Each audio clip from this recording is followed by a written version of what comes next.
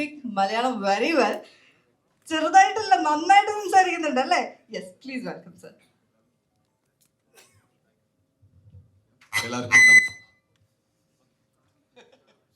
എല്ലാവർക്കും നമസ്കാരം. Thank you so much for the response. അവിടെ കർണാടകത്തിലെ ഒരു ചെറിയ പടം ഇത് ഇപ്പോൾ പക്ഷെ ഒരു 1 week കംപ്ലീറ്റ് ആയി.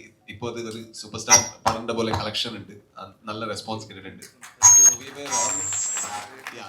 It is his first directorial in Kannada. ഇവരുടെ ഫസ്റ്റ് ആദ്യത്തെ ഡയറക്ടോറിയലാണ്. So we always loved Malayalam cinemas and we are inspired by Malayalam cinemas. So we just wanted to see how would the response be. And thank you so much. We really loved how you responded. Yeah, as I said, our team was always inspired by the content that always get produced in Malayalam and Kerala. So we just wanted to see the response ingane kittunu. Appo ningal kandittunde.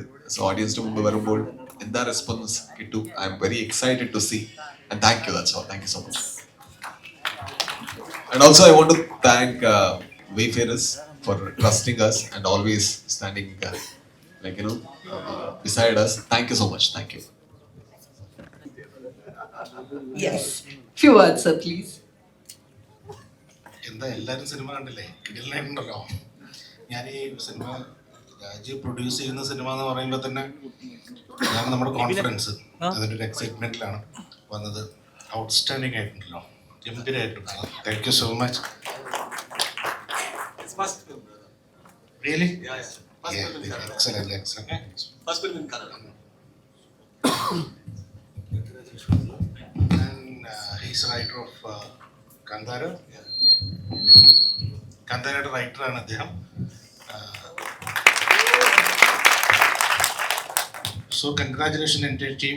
സൂപ്പറായിട്ട് excellent ആയിട്ടുണ്ട്. നമുക്ക് മലയാളികൾക്ക് വളരെ ഇഷ്ടപ്പെടുന്ന രീതിയിൽ തന്നെയാണ്. എനിക്ക് കുറച്ചും കൂടി റിലേറ്റ് ചെയ്യും, ബിക്കോസ് ഞാനൊരു കാസർഗോഡുകാരൻ കൂടി ആയതുകൊണ്ട് ഞങ്ങളുടെ ബോർഡർ ഏരിയയിലാണ് ഈ കഥ നടക്കുന്നത്, കൾച്ചർ നടക്കുന്നത്. So it's really beautiful. Congratulation. ഇനിയും ഇങ്ങനെയുള്ള സിനിമകളായിട്ട് വാ.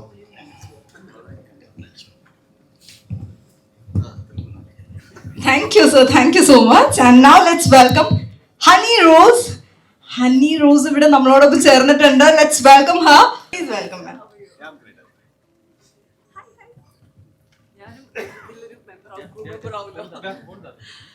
എല്ലാവർക്കും നമസ്കാരം. ഒത്തിരി സന്തോഷം. പടം എനിക്ക് തോന്നുന്നു സൂ ഫ്രം സോ എനിക്ക് തോന്നുന്നു മലയാള പടം അല്ലെങ്കിൽ പോലും നമ്മൾ ഇത്രയും കൂടുതൽ എൻജോയ് ചെയ്ത് ഈ അടുത്ത കാലത്ത് കണ്ട ഒരു സിനിമയില്ലാന്ന് പറയാൻ കാരണം വന്നിരിക്കുമ്പോൾ തൊട്ട് അവസാനം വരെയും ചിരിയായിരുന്നു എല്ലായിടത്തുനിന്നും.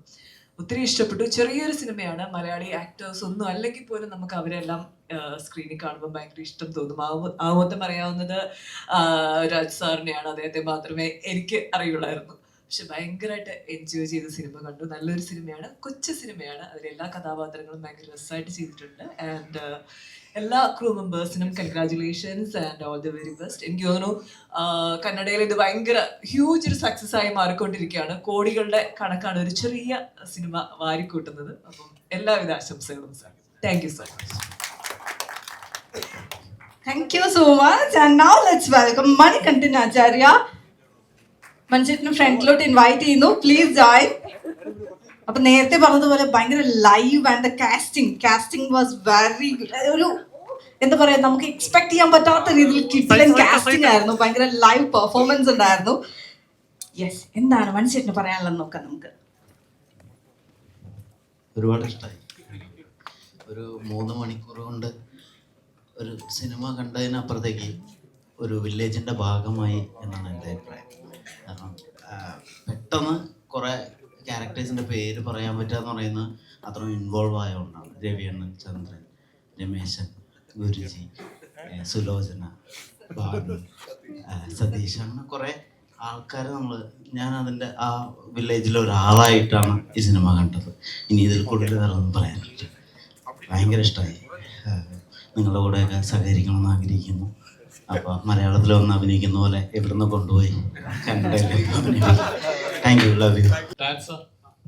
നമസ്കാരം. ഇവിടെ ഹിയർ എന്തൊക്കെയോ ചോദിക്കണമെന്ന് മനസ്സിൽ പ്ലാൻ ചെയ്താ വന്നേ. പക്ഷെ അവസാനം സിനിമ കണ്ടു കഴിഞ്ഞിട്ട് അവസാനം ടോട്ടലി ബ്ലാങ്ക്. ശരിക്കും എൻജോയ് ചെയ്തു. ഗംഭീര സിനിമ.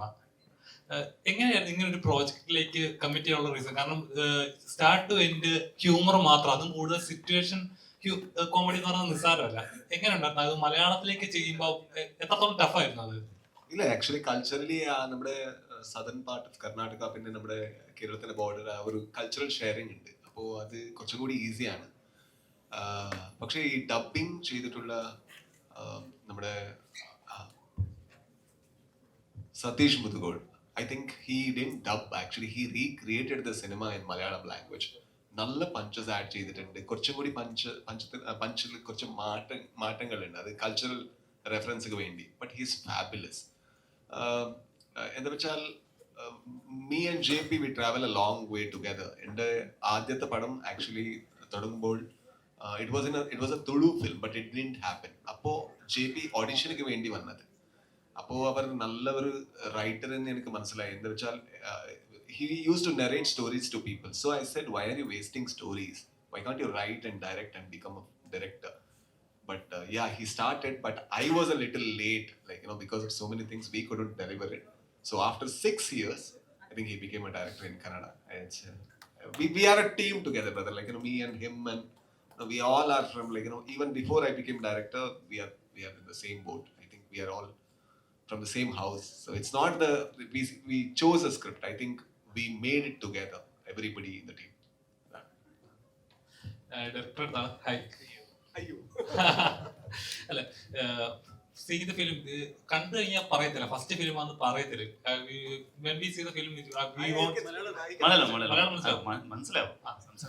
ഫസ്റ്റ് പടമാണെന്ന് എന്തായാലും കണ്ടാ പറയത്തില്ല. അത്രയും ഡീറ്റെയിൽ നല്ല രസമുള്ള ചെയ്തിട്ടുണ്ട്. എത്രത്തോളം ഈ ഒരു ജേർണിക്ക് വേണ്ടി എത്രത്തോളം ടഫായിരുന്നു ഈ ഒരു സ്ക്രിപ്റ്റിലേക്ക് കൺവേർട്ട് ചെയ്ത് ചെയ്യാനായിട്ട്? കുറെ ഫാന്റസി ഉണ്ട് ഇതിനകത്ത്, കുറച്ച് റിലീജിയൻസ് വരുന്നുണ്ട്, കുറച്ച് ബിലീഫ്സ് വരുന്നുണ്ട്, എന്നാൽ ഒരുപാട് ഹ്യൂമർ വരുന്നുണ്ട്. എത്രത്തോളം ടഫായിരുന്നത്? അത് ഞാൻ തിയേറ്റർ ആർട്ടിസ്റ്റാണ്, തിയേറ്ററിൽ ഡ്രാമ ഡയറക്ടറാണ്. അവിടെ നമ്മൾ മാംഗ്ലൂർ ബെൽറ്റിൽ അത് കുറേ കോമഡി ഡ്രാമ ഞാൻ ചെയ്തിട്ടുണ്ട്. അതിൻ്റെ ഒരു എക്സ്പീരിയൻസ് ആണ് ഇതിലേക്ക് സ്ക്രിപ്റ്റിലേക്ക് വന്നത്. പിന്നെ ഒരു 6 years ജേർണി ഉണ്ടല്ലോ, അത് ഫ്രഷ് ആവുന്നേ ഉണ്ടായി സ്ക്രിപ്റ്റ്. എങ്ങനെയാണ് ഗുരുജിയിലേക്ക് ആ ക്യാരക്ടർ? നമ്മള് സാറിന് പറയുമ്പോൾ നമുക്കൊന്നൊക്കെ പക്ക വില്ലനായിട്ടായിരിക്കും നമ്മൾ കാണുന്നത്, അല്ലെങ്കിൽ ഒരു പക്ക ഹീറോ മെറ്റീരിയൽ. ഇങ്ങനെ ഒരു ക്യാരക്ടറിലേക്ക് എങ്ങനെയാണ്? നമ്മൾ ഫസ്റ്റ് കണ്ടത് കോമഡി തന്നെ ആയിട്ട്, ഇത് വന്നുപട്ടേ കഥയില്. അതിന്റെ പിന്നാണ് ഒരു ഗരുഡകമ്പന ശിവപാത്ര, അതിന്റെ പിന്നെ ഒരു വില്ലനായിട്ട് ഞങ്ങൾ നോക്കിയതല്ലേ. ഞങ്ങളെ മൈൻഡിൽ ഫസ്റ്റൊക്കെ ഇത് കോമഡി ആയിട്ട് നല്ല ഒരു ഹ്യൂമർ സെൻസ് ഉള്ള ആളാണ്. ഞാൻ ലക്കാണ്, എൻ്റെ പടത്തിൽ രാജ് സാർ അഭിനയിച്ചിട്ടുണ്ട്. അത് എൻ്റെ ഒരു ഇതാണ് ലക്കി.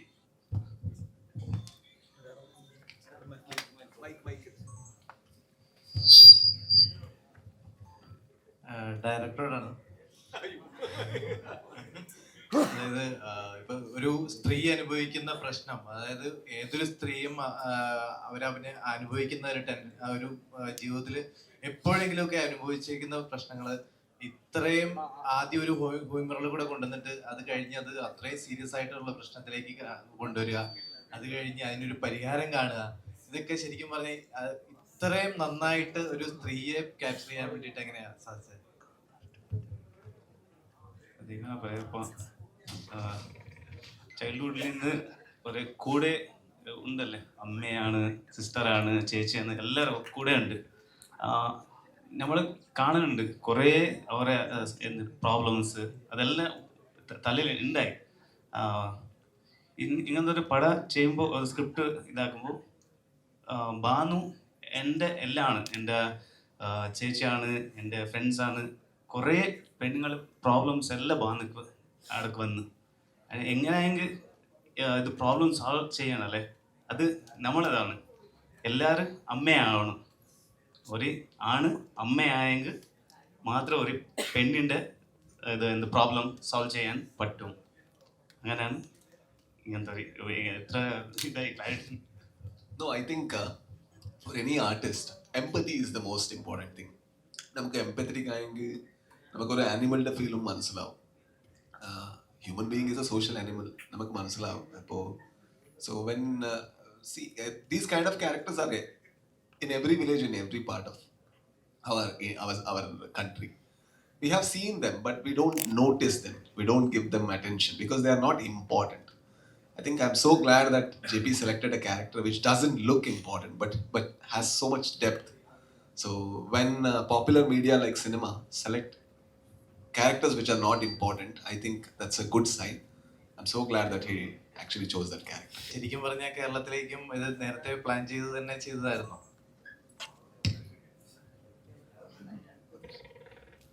അങ്ങനെയൊന്നുമില്ല. I think I told you no like it is Satish work.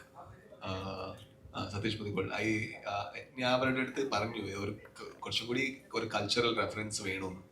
അപ്പോൾ അവർ നല്ല നല്ല ഡബിങ് ആർട്ടിസ്റ്റ് പിടിച്ചു. ആക്ച്വലി ചില പ്ലേസ് ഡബിങ് അല്ല ഉദ്ദേശിച്ചത്, ബോർഡില. Oh okay okay okay. ബോർഡിൽ മലയാളം രണ്ട് ഇതിലുണ്ട് ഉണ്ട്. അത് ഇതാണ് I mean we didn't plan for a Malayalam this thing. We planned for a film. We always believed, you know, like we need to make one film. If it is good, it will travel everywhere. If it is not good, it won't even travel in your house. So we tried to make a film, and when it got a great response there, then we pitched to Wayfarers. Watch the film, and if you really think that like, you know, it will work in Kerala, we will do it. That's what we thought. And in the dubbing, he has put his best effort to make it more Malayali cinema. I think he has done it. We are not able to like, you know, judge it. I think you are the better judges. So with my dubbing, I thought like, you know, he's from a Mangalore this thing, so he needs to have a broken Malayalam. So I thought let me dub because I have anyway broken Malayalam. So that was the character. Okay, ഇത്രയും depth ആയിട്ടുള്ള ഒരു comedy ചെയ്യാൻ വേണ്ടി വരുമെന്ന് ഈ script കേട്ടപ്പോൾ തോന്നിയായിരുന്നോ? അതെ അതെ, ഇത് സ്ക്രിപ്റ്റ് കേട്ടപ്പോൾ തന്നെ ഇതൊരു നല്ല കോമഡി. ഇവരുടെ കോമഡി റൈറ്റിംഗ് നല്ല കോമഡി റൈറ്റിംഗ് ആണ്. അവിടെ ഒരു വലിയ ഒരു ഇതുണ്ട്, എന്താ ഒരു ഡ്രാമ ട്രൂപ്പ് ഉണ്ട്. സോ അതിൽ ഇവരുടെ he has actually directed dramas which has hundreds of shows, and it's a very popular comedy dramas there. So even though it is his strength, like, you know, when he's doing a comedy which is deeper and which is not very cheap, or you know, which have obscene or vulgar language, he still will come to depths of human emotion in all of his dramas. I think he used that skill here. And എൻ്റെ ക്യാരക്ടറിൽ ഒരു ഇത് body language comedy തന്നെ, like you know he is a different person and he is acting like a different person. He's kind of a guruji who is not actually a guruji. So adikku vendi oru he has all the, like, you know, details of the character, and then also, like, you know, we ideated how should the body language be and everything. So yeah. Okay, കന്നഡയിൽ വലിയൊരു ഹിറ്റായിരുന്നു, ഹിറ്റാണ് ഇപ്പോൾ വളരെ നന്നായിട്ട് ഓടിക്കൊണ്ടിരിക്കുന്നത്. അപ്പോൾ കേരളത്തിലെ ജനങ്ങളോട് ഇപ്പം ശരിക്കും പറഞ്ഞു കഴിഞ്ഞാൽ ഈ കേരളത്തിലെ എന്താ കോമഡിയൊക്കെ ദഹിക്കും, അത് ആ രീതിയിൽ ചിന്തിക്കുമ്പോൾ ഇത് എത്രത്തോളം വർക്കൗട്ട് ആണെന്ന് ആദ്യം വിചാരിച്ചത്? നമുക്കറിയില്ല. ഇപ്പോൾ നമ്മുടെ കർണാടക റിലീസ് ചെയ്യുമ്പോഴും നമുക്ക് അറിയില്ലായിരുന്നു ഇത് ഇത്ര വലിയ ഹിറ്റായിട്ട് മാറും. അതൊരു നമുക്ക് പ്രതീക്ഷ ഇല്ലായിരുന്നു. പക്ഷേ നമുക്ക് we only can make cinemas and keep it before people. Even now, like, you know, I don't know how much it will work in Kerala, but I feel like, you know, we did the honest job that we can do. The whole purpose of the cinema is to entertain, and through entertainment tell something which is much more deeper, or like, you know, a subject that's not been discussed much. So that we have done. Let's see. I think human emotions are same everywhere. Like, you know, when I see Mahesh and Pratikaram in a Mangalore theater, I relate with the character not because I'm a Idukikaran, only because I'm a human being. I know how people feel. I think, yeah, that would happen here too if the film is good. Let's see. ബാക്കിയുള്ള എല്ലാ ആർട്ടിസ്റ്റുകളും ഭയങ്കര രസമായിട്ട് തോന്നി. ഈ നാട്ടിലെ ആൾക്കാർ അവരെല്ലാവരും ഇതിൽ ജൂനിയർ ആർട്ടിസ്റ്റ് ആയിട്ടാണോ അതോ എല്ലാ ആർട്ടിസ്റ്റുകളൊക്കെ ഭയങ്കര ഭംഗിയായിട്ട് തോന്നി? അവരെ കുറിച്ച് എന്താണ് പറഞ്ഞത്? I think all the credit goes to our director. നമ്മുടെ ഡയറക്ടറുടെ ജോലിയാണിത്. അവിടെ പ്രത്യേകമായിട്ട് നമ്മുടെ മംഗളാപുരത്തിൽ ജൂനിയർ ആർട്ടിസ്റ്റ് കിട്ടൂലേ, എന്താ വെച്ചാൽ അതൊരു ഫിലിം സിറ്റി അല്ല. അവിടെ വേറെ വേറെ ആൾക്കാർ, നോർമൽ പീപ്പിൾ, അവരെ കൊണ്ടുവന്നിട്ട് അവരെ നമുക്ക് ട്രെയിൻ ആക്കിയിട്ട് പിന്നെ we need to change like artists. For example, there is a 92-year-old lady who runs from the house.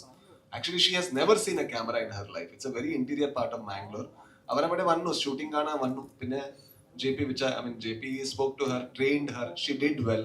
I think all the credit goes to this man because he's very good with actors. He can that's the reason, like, you know, there is a quote that's a beautiful quote: your cinema is not as good as your best actor, your cinema is only good as your worst actor. So every actor that's, you know, when we do cinemas, we need to do that. Like, you know, every actor that comes in the frame, it needs to be as good as possible. Like, you know, that he has done. That credit goes to him. Yeah. Sir അതുപോലെ തന്നെ ഇതിൽ മറ്റേ ഒരു അമ്മയായിട്ട് മാറുന്ന ഒരു scene ഉണ്ടായിരുന്നു. അതിങ്ങനെ തന്നെ പ്രസന്റ് ചെയ്യാൻ തന്നെയായിരുന്നോ അതോ വേറെ എന്തെങ്കിലും അത് അവസരം മാസമായിട്ടാണ് വരുന്നത്? അത് ഏതെങ്കിലും ഇൻസ്പിറേഷൻ ഉണ്ടായിട്ടാണോ ചെയ്തത്? അത് എന്താ വെച്ചാൽ അത് നമ്മുടെ ആ കൾച്ചറൽ റെഫറൻസ് ഇവിടെ എത്ര ട്രാൻസ്ലേറ്റ് ആയിട്ട് നമുക്കറിയില്ല. അവിടെ ഒരു പോസ്റ്റർ വരും, അത് നമ്മുടെ ആക്ടർ ഉപേന്ദ്ര സാറുടെ പോസ്റ്ററാണ്. സോ അത് ആക്ച്വലി ഈ ക്യാരക്ടർ അവരുടെ ഫാനാണ്. ഉപേന്ദ്ര സാർ ഒരു പടം ചെയ്തിട്ടുണ്ട്, അത് തമിഴിൽ കാഞ്ചനയുടെ റീമേക്ക്, അതിന്റെ പേരാണ് കൽപ്പന. സോ അതിൽ അതിൽ ആ ഒരു ലുക്കിന്റെ ഒരു ഇതുണ്ട്. May be he got inspired, the character got inspired because he is A very simple person. അതാണ് എന്റെ റെഫറൻസ്. ഓക്കെ, ഞാൻ ഇത് കണ്ടിട്ടുണ്ട്, ഞാൻ ഇങ്ങനെ തന്നെ ചെയ്താൽ അതിന്റെ ഒരു റിസൾട്ട് കിട്ടും, അങ്ങനത്തെ ഇതിൽ വരും. അത് അവിടെ നിന്ന് വന്ന റെഫറൻസ് ആണ്. ഒരു സിനിമയുടെ ഒരു ഫാൻ, ഒരു ആക്ടറുടെ ഫാൻ, അങ്ങനെ ആ റെഫറൻസ് എടുത്തിട്ട് അവൻ വരും. അത് കുറച്ചും കൂടി മാസമായിട്ട് വന്നു.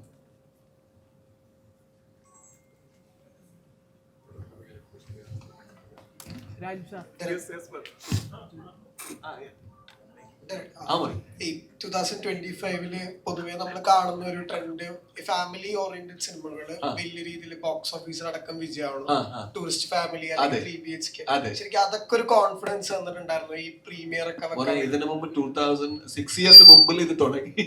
ആർക്കറിയാം, നമുക്കറിയില്ലായിരുന്നു. അങ്ങനെ ഒന്നും ഇല്ല. എന്താ വെച്ചാൽ trend, like, you know, it always changes. Like, you know, sometimes we need to see action cinemas and then that ends. That's called saturation point. Anything cannot cross a saturation point. So once that saturation point ends, then people want to watch something subtle, something humorous, and comedy always has space. For example, CID Musa, when there is no OTT, I knew in my childhood about that film. I knew about that, like Misha Madhavan. Yeah, I knew about that film, like, you know, in my childhood. How did that happen? There was no subtitle, there was no OTT. I think comedy has that power. It translates, you know, when you reflect your face in cinema, like, you know, if cinema acts like a mirror, nammade oru athra oru simple aayittu vannal, there is a relatability. That's the reason Premam was super hit everywhere. Like, there is you can connect with those kind of characters. I think it's not a trend. Only, no, comedy is not a trend. Comedy is always the truth. It's always, you always want to laugh. You always want to have a friend, like, you know, who would make you laugh for 2.5 hours. If it's cinema, then nothing like it. Yeah. Vivian, do you had any reference for this Riviana character? No, not at all. My reference was our director, that's all. Because he had trained me a lot to do that character.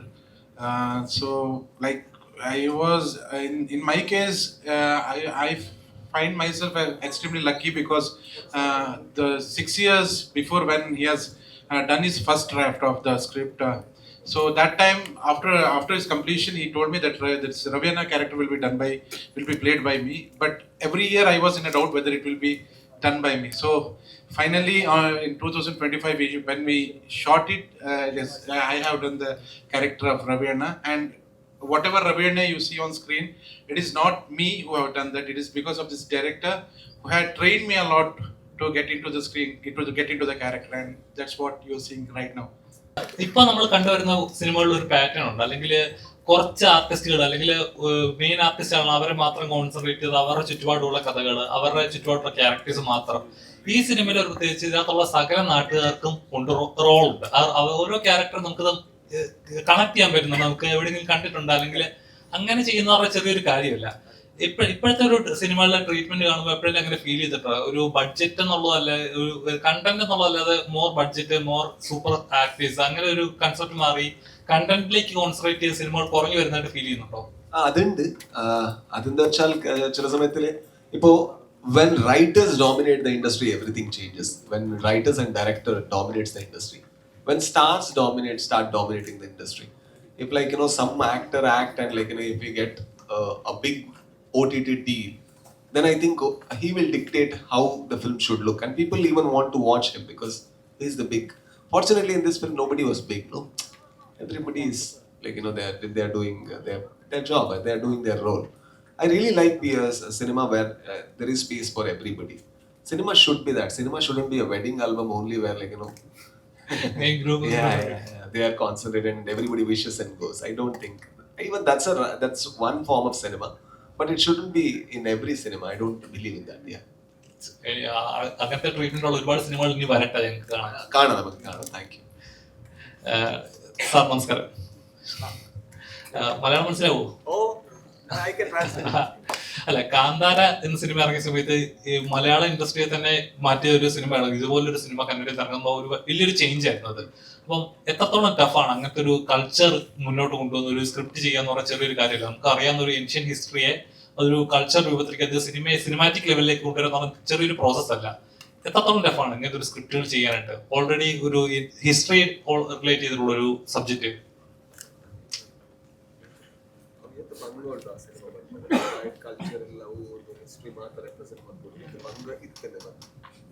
No, like when we did Kantara 1, we never had a like expectation from the audience. Like we only did it to do a good film. So where we had our cultural, we needed to portray our cultural background in the terms of cinema. So we didn't had any restrictions, limitations, anything like that. We just wanted to do cinemas, and Rishabh sir was very keen and very clear about what he wanted to say to the audience. So we touched the thin line of our culture. It was not a major thing, a thin line on our culture, and rest everything was entertainment. So that's what worked on the screen. അതുപോലെ അതായത് നമ്മളിപ്പോ first part കണ്ടു, second part റെഡിയാണ്. പക്ഷെ first part ഉണ്ടാക്കിയ ഒരു എക്സൈറ്റ്മെന്റോ അല്ലെങ്കിൽ ആ ഒരു നമുക്ക് കാണാനുണ്ടാവുന്ന ഒരു നമുക്ക് ഫസ്റ്റ് കിട്ടുന്ന ഒരു ഗിഫ്റ്റിന് കിട്ടുന്ന ഒരു എക്സൈറ്റ്മെന്റ് ഉണ്ടല്ലോ, സെക്കൻഡിന് അതേ എക്സൈറ്റ്മെന്റ് കൊടുക്കാന്ന് പറഞ്ഞാൽ ചെറിയൊരു കാര്യമില്ല. അപ്പം എത്രത്തോളം എന്താ പറയാ, പേടിയാണോ അതോ are you afraid or are you excited more? No, definitely the fear will be there because now there is expectation on Kantara. But the thing is, like, we are very much excited at the same time because this time there will be a very big visual spectacle in Kantara. So the first time miracle happened, everything is okay. But this time we have to entertain. So that's the main goal. And yes, we have. I'm very confident that we have done that as of now. So we leave it to audience what they can see out of our cinema. But yes, this time Kantara is huge. So I'm also waiting for that day to come. Ultra modern kitchen devices. ഒരു കിച്ചണിൽ വേണ്ട എല്ലാ latest ബ്രാൻഡുകളും ഇവിടെയുണ്ട്. ലോകോത്തര ബ്രാൻഡുകൾ, original products, wide range. MyG future. പൂവ് പോലൊരു പുട്ടുണ്ടേ അജ്മിയുടെ പുട്ടും. വിളമ്പാം നല്ല വിശേഷം. അജ്മി സ്റ്റീം മെയ്ഡ് പുട്ടുപൊടി.